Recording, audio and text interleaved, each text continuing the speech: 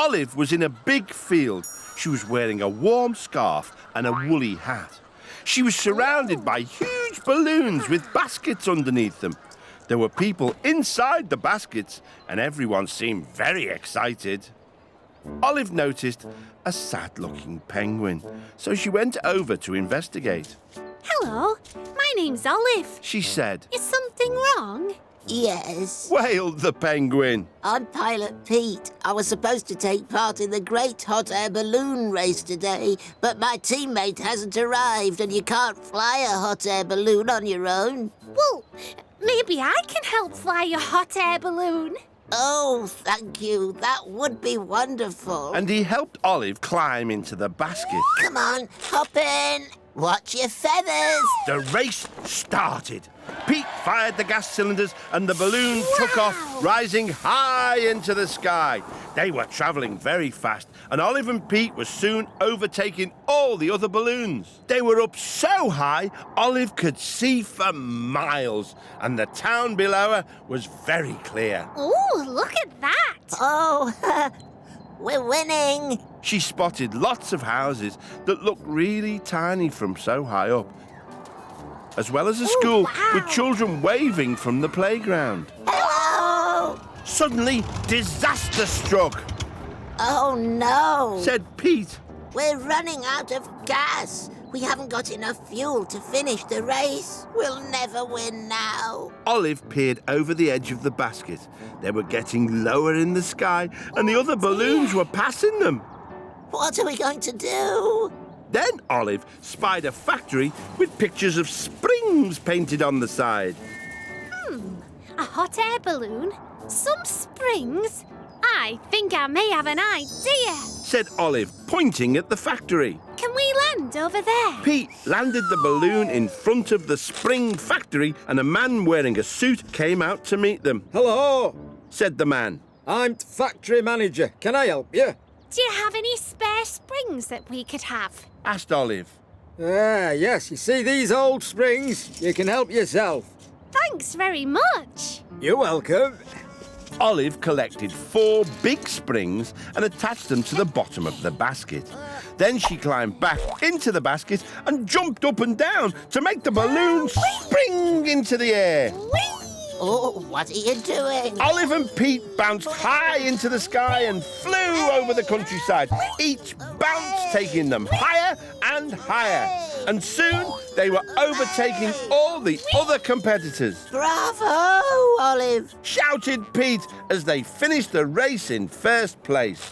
We've won. Olive and Pete were awarded the Golden Wings trophy for being the fastest hot air balloonists ever. Oh, thank you. Cried Olive. I might not be able to fly myself, but now at least I've got golden wings. Everyone laughed. And as they did, Olive realised it was time to go.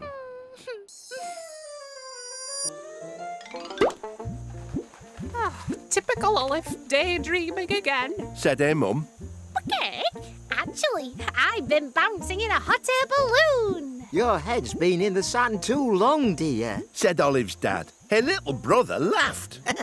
But Olive wasn't listening. She was already dreaming of her next big adventure. Olive the Ostrich! Olive was standing in the middle of a huge amusement park. People were having a great time everywhere. Okay, lots of fun things to do here. Whoa! Suddenly something zoomed over Olive's head. She looked up to see people riding on a roller coaster. Olive thought it looked very scary.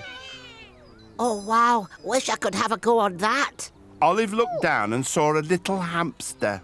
Hello, I'm Olive. I'm Harry. I really want to ride the Mega Scream roller coaster. The Mega Scream. I don't like the sound of that at all. Problem is, I'm not allowed to go on it on my own. Would you like to ride the Mega Scream with me? Olive took another look at the Mega Scream. As she did, the roller coaster cars did a loop-the-loop. Olive gulped. The Mega Scream looked really scary to her. It does look like lots of fun, but it's very hot today. We could get sunburned so high up. Maybe we should save it for later when it's cooler. Oh, okay then. Olive could see how disappointed the little hamster was, and she wanted to cheer him up. Olive looked around at all the other rides. An amusement park with lots of fun things to do. I think I may have an idea. Come on, Harry. We're going to have the most fun day ever. Olive decided that she and Harry would try everything in the amusement park, apart from the mega scream, of course. They threw coconuts at the coconut shy. They had a go on the carousel. Ooh, this is fun. Said Olive as they went round and round. They slid down the helter-skelter. Whee! They even had a go on the dodgem cars. Soon, they had tried pretty much everything in the amusement park, apart from the Mega Scream roller coaster. Can we go on the Mega Scream now? I'm really hungry. Why don't we get some yummy ice creams? Oh, ice cream, my favourite. It was Olive's favourite too. They went and bought 2 huge cones. But Olive's ice cream was so big, she couldn't see where she was walking. Olive, shall we try this one last ride over here? Why not? Said Olive, not seeing what the ride was. She and Harry took their seats, and suddenly a metal bar came down over them. What ride is this? It's the Mega Scream. Here we go. Before Olive could say anything, the roller coaster accelerated away. Olive and Harry went zooming and loop-the-looping all over the park.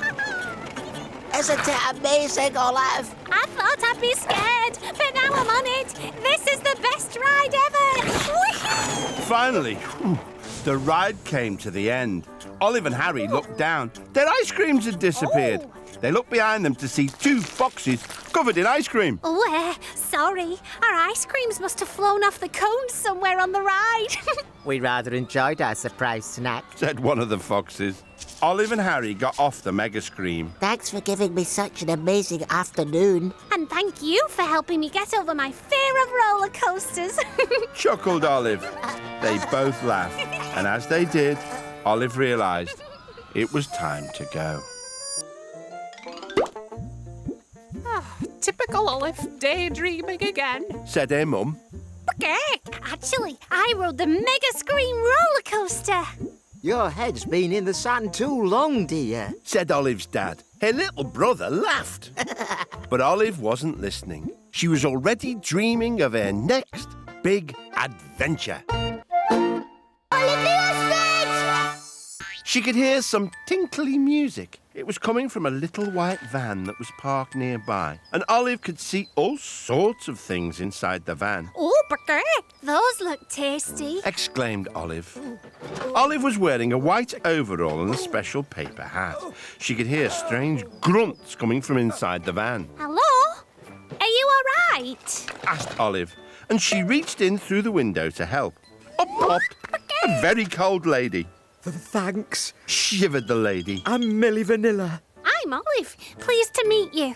Oh, you're cold. You need to warm up. Oh no, if I do that, my ice cream will melt, and I need it for a birthday party. Ice cream? Yes, it's a very tasty treat, and I don't want to boast, but my ice cream is the very best. She reached into the freezer and scooped some ice cream into a cornet for Olive to taste. I add a secret ingredient. Whispered Millie. And she stuck a stick of chocolate on top. Olive licked the ice cream.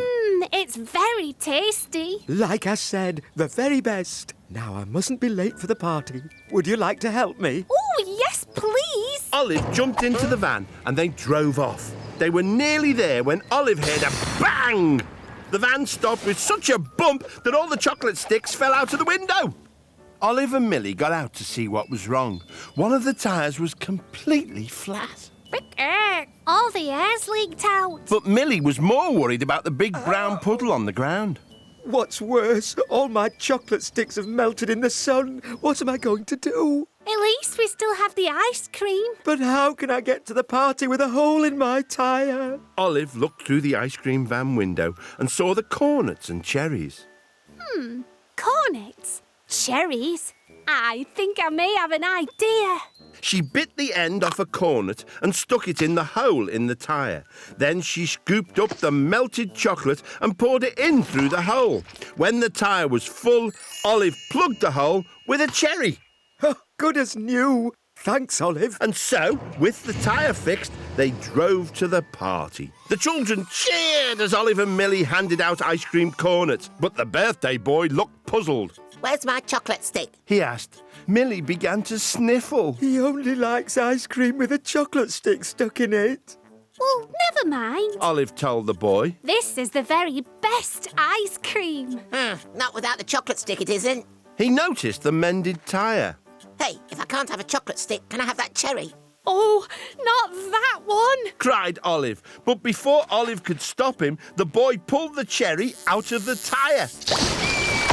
Chocolate sprayed out of the hole, splashing everyone and everything. Oh, no. Said Olive. But then she heard the birthday boy laughing. Hey, this chocolate tastes amazing. In fact, this is the very best chocolate in the world. Surprised, Olive and Millie tasted their ice creams.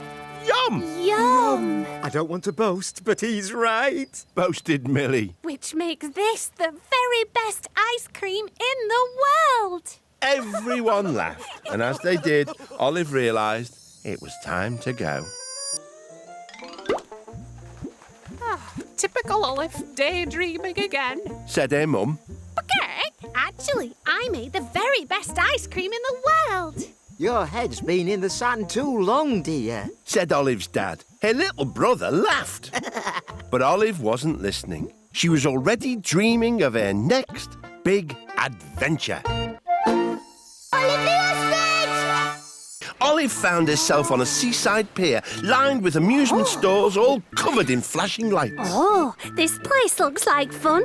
But where is everyone? Out from behind a counter appeared a man in a stripy waistcoat. Hello, and welcome to Cuthbert's Candy Hut. Hello, Cuthbert. I'm Olive. Oh, so what tickles your taste buds, Olive? Juicy jelly bear, a tasty stick of seaside rock, or the best candy floss on the whole pier? Oh, can I try the candy floss, please? Cuthbert poured a pink sugar mixture into his machine, spun it round in the bowl, dipped in a stick and gave Olive some bright pink candy floss. That's delicious. And that's not the only treat round here. Let me show you the rest of the pier. First, Cuthbert took Olive on the ghost train. Cake, that was some scary stuff. Next, they looked in the Hall of Mirrors, which turned Olive and Cuthbert into weird and wonderful wibbly-wobbly shapes. Last was the giant teacup ride. It spun so fast, it made them both really dizzy. Wow, that was fun. This pier's amazing, Cuthbert. Why is no one here enjoying themselves? Oh, no one visits the pier anymore. They're all too busy. At this rate, I'll have to close my candy hut forever. Well, look, here's someone. I'm sure they'll love the pier. All right, mister, got any candy floss, please? Said a boy. Cuthbert gave him some candy floss he'd already made. You serious, bro? That is tiny. This pier is rubbish. I'm off. Please, wait just a second.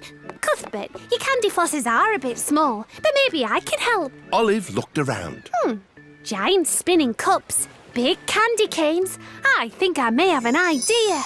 Olive and Cuthbert poured the candy floss mixture into one of the giant cups on the teacup ride. Olive pulled the lever and dipped in a large candy cane to make the biggest candy floss ever. Wow, that's well wicked. Nice one, Olive bro. Cheers, mister. But no one noticed that Olive had left the ride switched on. Olive, look. Olive turned to see a gigantic ball of candy floss. Cake, it's getting bigger. That is well cool. Suddenly, there was a gust of wind which blew the candy floss out of the teacup and all the way into town. And as it did, it rolled over a policeman. What's all this then? Whoa! He got caught up in the sticky mess. Then it rolled over a lollipop lady. My side means stop! Oh! It also rolled over everyone at the skate park. Dude, no way! Finally, it blew to the top of a skating ramp, stopped, then rolled all the way back down the street to Olive and Cuthbert on the pier. We'd better unstick everyone, quick. Olive and Cuthbert used the candy canes to hook everyone out. They do all sound angry. But just then, the people noticed all the rides. A teacup ride, a ghost train, a hall of mirrors. Everyone remembered how great the pier was, and they all ran off to have fun, while Cuthbert sold lots and lots of candy floss. Would you like another one, Olive, as a thank you for all your help? I don't know. I think it's time I went to brush my beak after all that sugary candy floss. Oh, yeah. They both laughed, and as they did, Olive realised it was time to go. Typical Olive, daydreaming again. Said her mum. Heck, actually, I helped make the biggest candy floss ball ever. Your head's been in the sun too long, dear. Said Olive's dad. Her little brother laughed. But Olive wasn't listening. She was already dreaming of her next big adventure.